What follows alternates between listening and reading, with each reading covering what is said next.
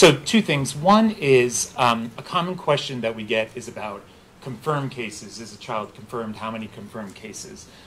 Just a word on how reporting happens.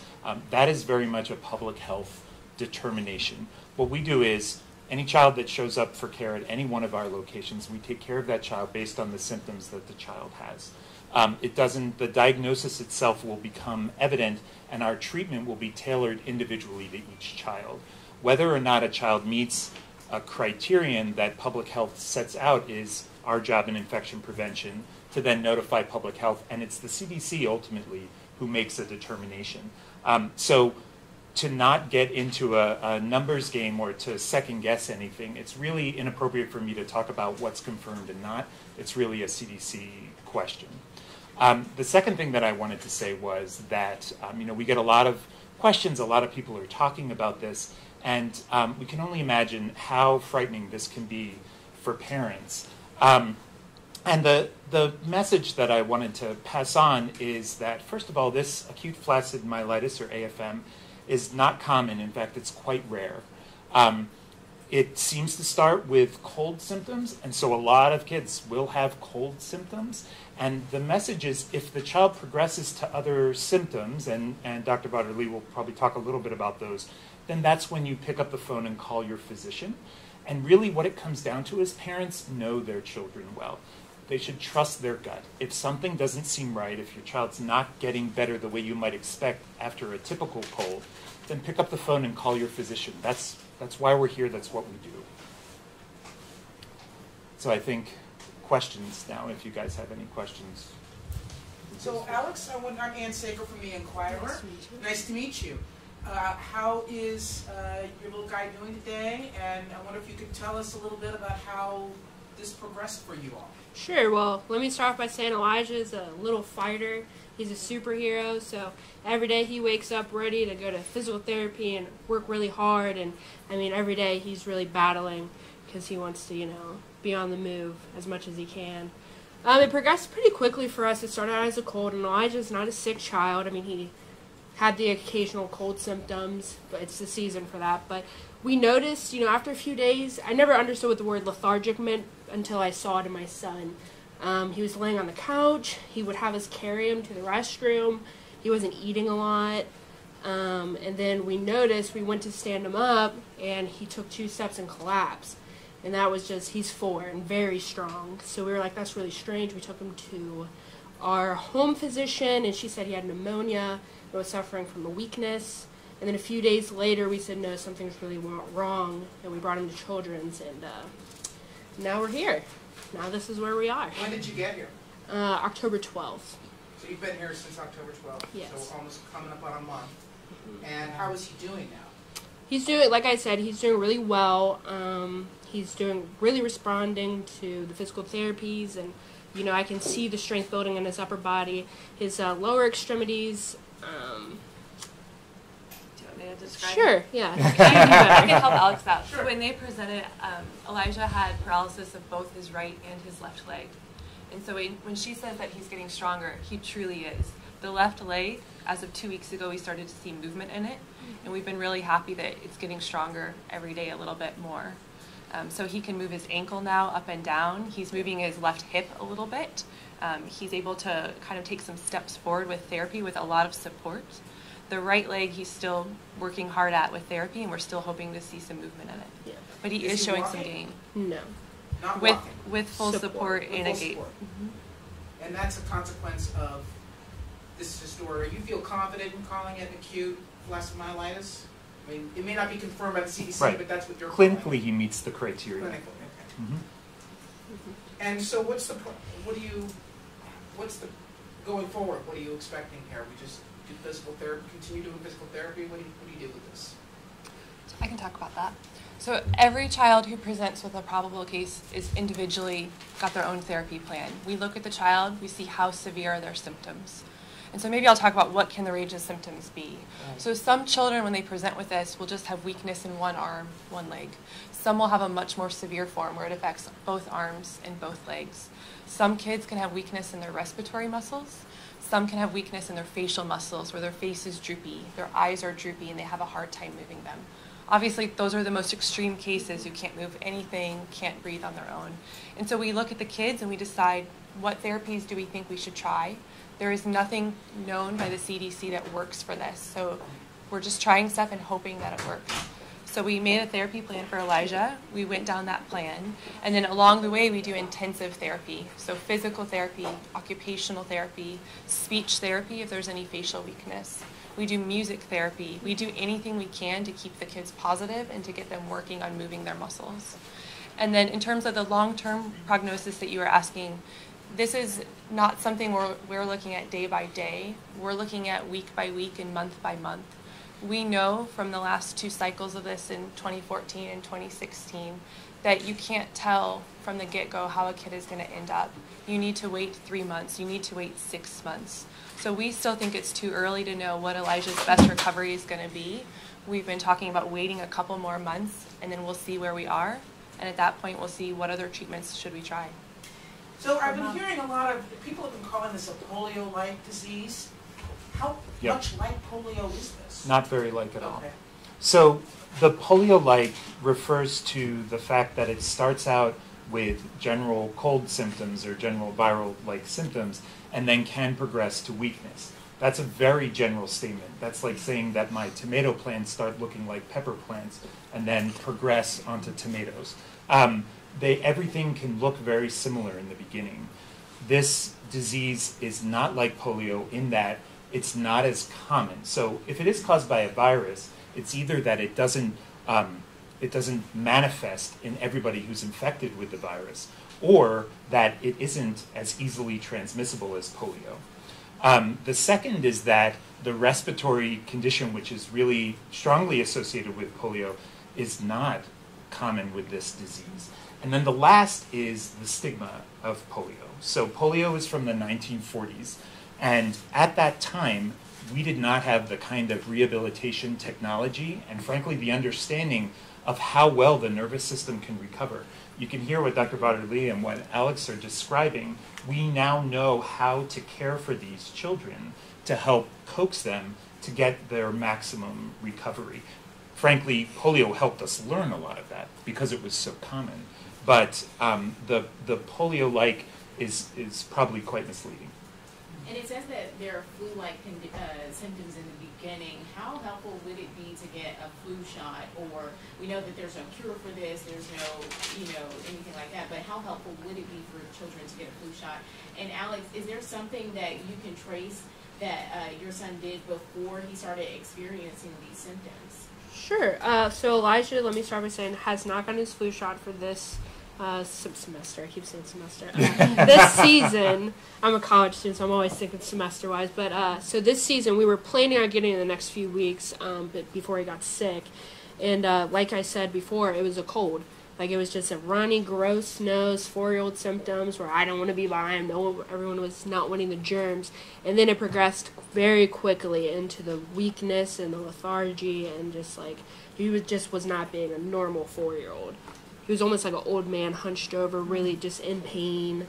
Like, that's what I saw, where I was like, there's something very wrong with him, where he was just in pain. So you looked at him and you said, this doesn't feel right, this isn't quite right. Right. And that's the maternal instinct, that's the parental instinct that really guides folks. Parents know this, and when they come and tell us as pediatricians something's not right, that's a red flag for us, that's notice for us, that we have to take a step back and think about this, because the parent knows the child better than any of us do.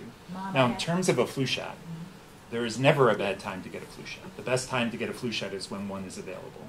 Now, to prevent influenza, absolutely, which is documented to cause hospitalizations and illness. Would flu prevent any illness? No, it's designed to prevent the flu, which we know causes plenty of illness and plenty of hospitalizations through each season.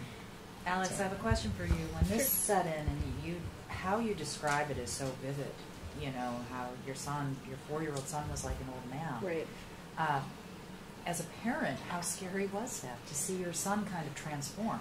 So let me start by saying again, Elijah's very energetic. I mean, you had to physically restrain him for him to sit down and like be calm, because he wanted to run and jump and climb and just like very energetic, even for a 4-year-old, where it was like, where is all this energy coming from? And then suddenly to see him in a wheelchair, kind of unsure of himself if he's going to be able to do something, or like in physical therapy, him trying a new challenge like getting up on a table or stretching, just seeing that, it's heartbreaking as a parent. I mean, I don't even know how to put it into words. It's very hard as a parent. How are you his source of strength?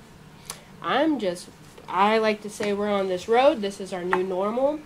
I'm being really strong for him. I tell him constantly how cool this little race car is, and we drift in the hallway in the wheelchair, and he thinks it's a fun game. And that's kind of what you have to do at this, especially with this age group. He has no idea what's going on. He doesn't know that he says his legs are broken, because that's what he thinks. So for me to just be still the same fun, silly, equally energetic mom, so he knows like I can still have this energy and still have this kind of fun, that's how I'm kind of being his rock right now. I know we talked about we can't really look at a prognosis for a few months out, but as his mom, are you confident he's going to be okay in the long term? I can't really answer. Well, he's going to be okay irregardless because I'm his mom. Yeah. So whatever our new normal Well is, said. like I said, we're gonna keep on going. But I'm really confident with the physical therapies and the amazing team I've been working here with Cincinnati Children's. We will, see vast improvements. And if we don't, we're still going to be working here, and we're not going to quit fighting until there's no more fight left to fight. Now, Alex, do you have other children, or does Elijah have other siblings? Absolutely not. No. Elijah. One is enough. Yeah, Elijah's a lot. He was a lot as a baby, where I was like, wow, this is really fun and time consuming. So we're gonna just have this one, and that's that. So yeah. Okay. Now, this is for the doctors. I'm sure parents out there are probably kind of freaking out, but speak to how rare this is. How rare is it to confirm or possibly have a case like this on your hands? So it's hard to know because there are a lot of cases under investigation. This comes when we look historically at this, as Dr. Rodderly pointed out, we've seen peaks in them or rises in the number of cases every other year for the past 2016, 2018. But the CDC estimates that it's less than 1 in a million odds. It's hard to put a finger on just because it's still an evolving story. What do we know about, and this is also for parents, because if I'm sitting at home and I'm a mom and I'm watching this, I'm kind of scared. Is this contagious? So that's a great question. It's without knowing exactly what starts this off and why this ends up happening, it's very hard to give a definitive answer, yes or no. What we do know is it looks like cold symptoms. It looks like an average cold. So that would suggest that it's caused by something that is contagious. But what we also know is that when we've seen, when others as well have seen cases or children with consistent symptoms who have siblings, the siblings aren't commonly getting sick. In fact, none of them are. And the people they're interacting with, their close contacts, are not ill as well. And so it's hard to know whether it's caused by a virus that isn't very contagious, or it's caused by a virus that this is the AFM picture is only one piece of the symptoms it causes. If you think about something like flu or strep throat, you're going to have a fever with flu. Your worst symptom may be your cough, your worst symptom may be body aches, your worst symptom may be something else, runny nose. Every flu is going to look a little different in people, and so this may be caused by a virus that just causes, this is one of the type of illnesses that it can cause in rare situations. Now, Alex, to hear those numbers, 1 in a million, and when you hear things like that, you think that'll never happen to us, but it happened to your family, to your son. How does that make you feel? We're real unlucky. I mean, his whole life he's always been the 1 in a million child. When he was born, he had pyloric stenosis, so his stomach was tied, and then he got diagnosed with glutaric acidemia, which is a 1 in a million type, thing. And now we're here again, and I'm like, wow, 3 million. We better go buy a lottery ticket. Yeah. With these odds, I mean, He's we're exceptional. always, yeah. In more ways than one. Yeah, What but are the long-term complications in the future for something like this? I know it's really new.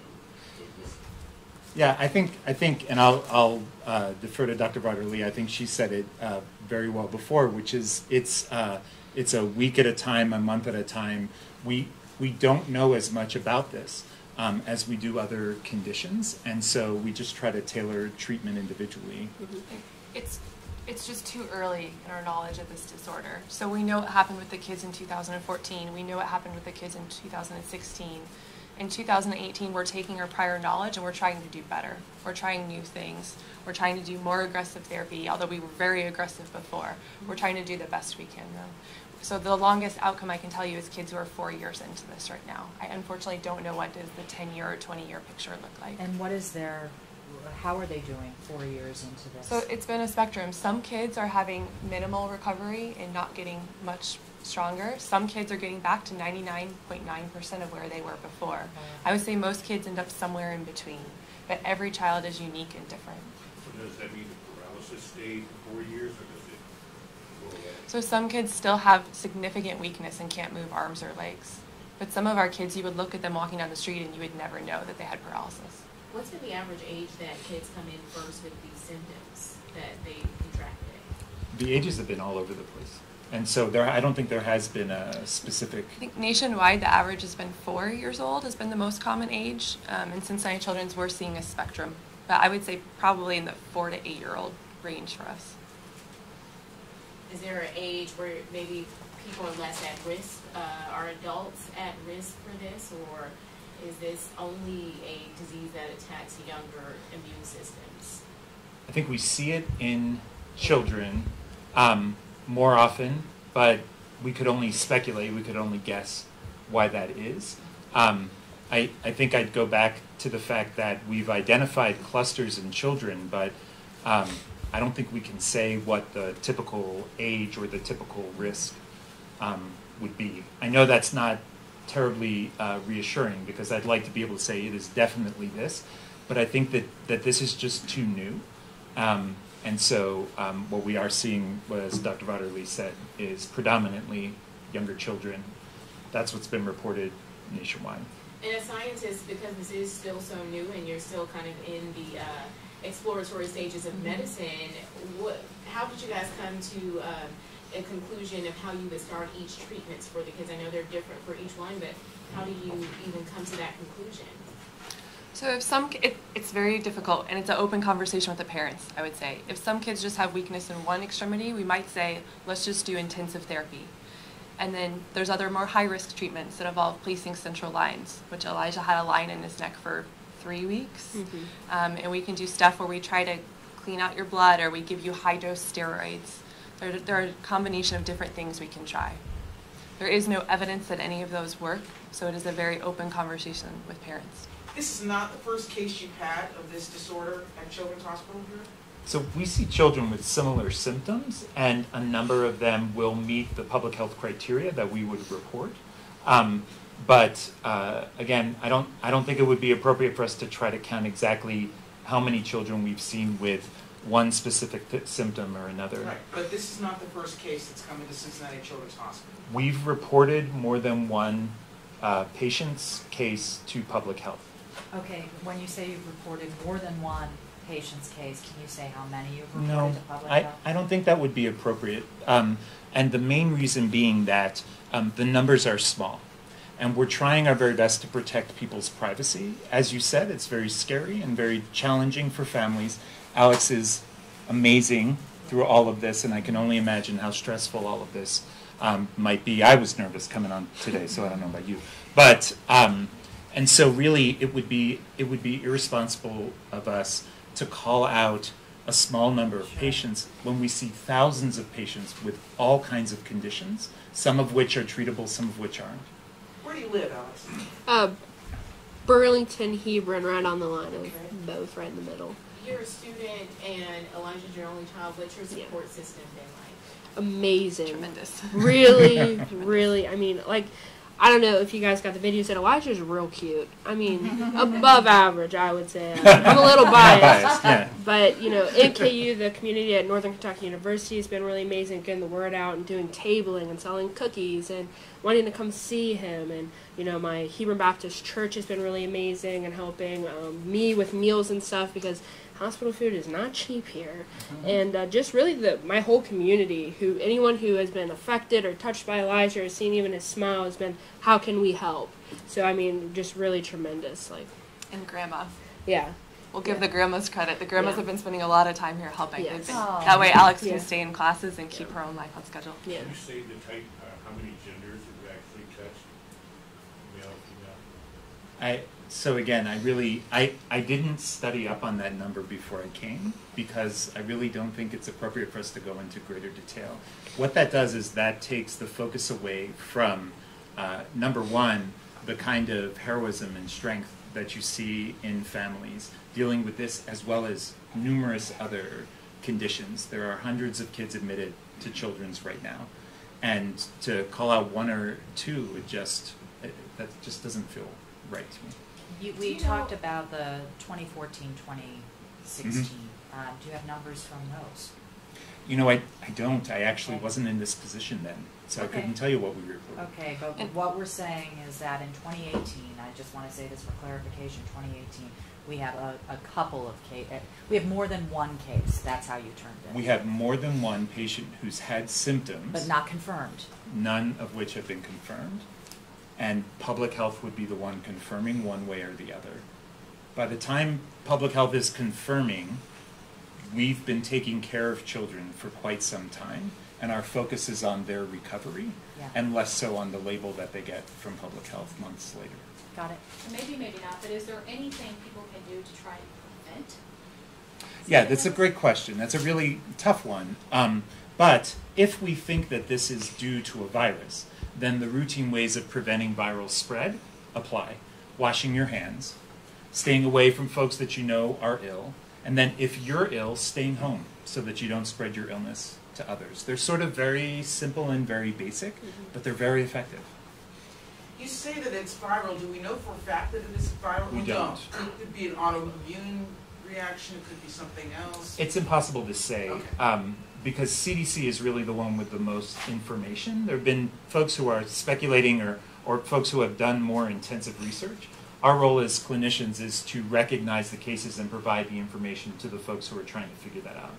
From what's been seen, is there one particular form of AFM, or could there be multiple different forms of it? I mean, I don't think I understand the question. Like, you're trying to figure out if there are more than one etiology, more than one cause of it. I think that's really impossible to know. Any disease, and I can speak for infectious diseases, is going to manifest with certain symptoms due to a combination of the cause, the organism that's causing the infection, and the host, that the immune system and the genetic factors that hosts have, and then the environment. What happens to be around at that time. And so all of those are really moving targets. They're not well described. We don't understand them completely. And so the answer to your question is... To clarify, like, there are different forms of cancer. Could there be different forms of this that affect different parts of the body more?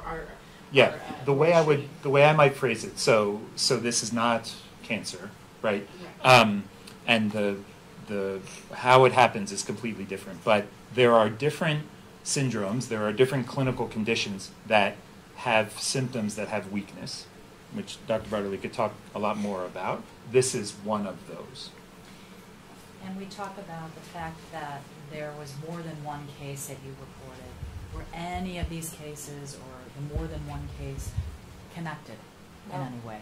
Not connected at all. Okay. How old are you, Alex? 24. And are you working as well as going to school? I had to quit my job so I can stay here and help my little guy. What did you do? I worked at Guitar Center. So a super fancy job for a college student. And how quickly did you say that Elijah went from having those cold symptoms to really not being able to move? 6 days. 6 days. Yeah. So are you living in the hospital, in effect? Are you good to Yes. go home? Yes. We stay here. We're inpatients. Elijah just transferred to what we call our inpatient rehab unit. And so he finished his neurology care and went to the inpatient rehab, and he does intensive rehab every day, all day, and he'll be there for several weeks working on that. Can you talk about what happens in rehab?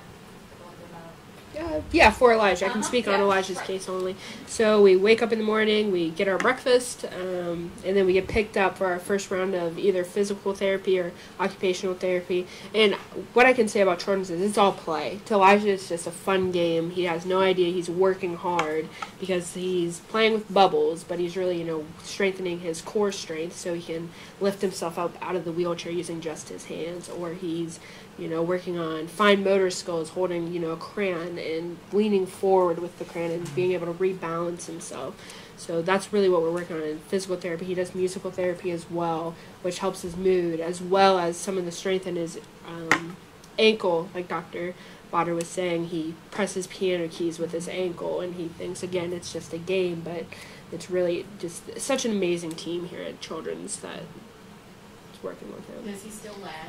Does he laugh? Oh, yeah, he's a ham. I mean, if he knows he's getting even an ounce of attention from anyone, he's laughing and flashing his dimples and, saying crazy things. He was playing with bubbles the other day, and he went, "Watch, behold, bubbles." I was like, what 4-year-old uses the word behold? But if he thinks he's getting attention, he's a ham. We do have some video of Elijah getting physical therapy, which we'll send to everybody. They're going to I know we're going to email to the desks. I know we've got your email in there. And you should be getting it too for your website. So if you don't get it, call us and let us know. You'll be getting that and a photo or two that Alex provided to us to send to you from before Elijah was here. Yep.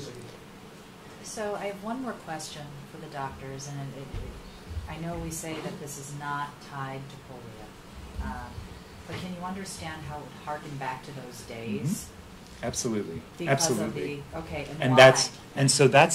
that's what makes it so concerning to parents, and I can only imagine how scary it must be. And in the end, Elijah was not himself. He had very severe symptoms. He did not have polio, but he still had a very concerning condition. I can absolutely understand what parents are, what might go through their minds. What I try to point out is that when polio was an epidemic, before we had a vaccine for polio, it was a devastating disease. And we didn't have the kind of technology or knowledge then that we do have now, where we can catch symptoms sooner, we can intervene, and we can target therapies to try to reverse as much of the effects. At that time, there were lots of things invented, and the providers at the time did their best, but a lot of it was, we'll have to watch and see what happens. We're not resting on our laurels while we're watching to see what happens with Elijah. We're trying everything we can think of. We're giving intensive therapy. It's a different situation. It's not going to prevent any of the cases, but my hope would be that it would provide a little bit of hope or a little bit of optimism to families that we've learned so much about central nervous system injury, brain injury, spinal cord injury, that we really understand that it's not permanent. It's a moving target, and in a young, healthy child, he has a wonderful chance of recovering almost all, if not all, of his function. So that's the difference. Absolutely, it's scary, but it's a different time. It's 80 years later, and we know a lot more now. And not the same disease. No. No. Nobody. So we can't say that, but I can. But oh, you can't say that. Well, so all right. So what you're asking me is acute flaccid myelitis polio? The answer is no. Polio is caused by poliovirus, which has been eradicated from the United States. Thanks to nearly Dr. from Saban. Yep. I've heard of him. And so to compare it to that, it just, the two, it's apples to oranges. It doesn't really make much sense. It's in a broader class of diseases that affects a certain part of the body. But again, that's talking about fruits versus vegetables, very broad. I think what people see is the paralysis, be it temporary or long-term, and that's what they associate with polio. Absolutely, but polio is not the only cause of paralysis. Paralysis hasn't been eradicated the way polio has. And so remembering that what we've done is regardless of the cause or the etiology, we apply treatments individualized, and we get good outcomes with our world-class rehab and with our world-class neurologists and our world-class moms. And so, you know, I think it's just a different picture. It doesn't make it any less scary, but it is a very different picture. I would just say to parents, trust your intuition. So if you're looking at your child, they're a week into the cough and cold, and they're not recovering like they should be, like Dr. Shafson said, call your pediatrician. If they have acute onset weakness, if they can't walk, do what Alex did. Bring your child in for medical attention. We want to be seeing your child if they can't walk, if they're not using their arm correctly. That's who we need to be seeing. And if I can say, listen to your children as well. I've been guilty of it where Elijah says, I'm sick. And I'm like, you're not sick. And then he throws up. He's very sick. So him saying, Mommy, I can't walk, I hurt. You need to listen and be like, yeah, it's time to go to the doctor. You know, don't just ignore your kid. Really listen in. Every parent's done that. Yeah. Oh, come on. Yeah. Yes. I've done it in a car Doctors a few feel very times, guilty so. about that. All right. Thanks, everybody. Thank you guys Thank very you, much. everybody.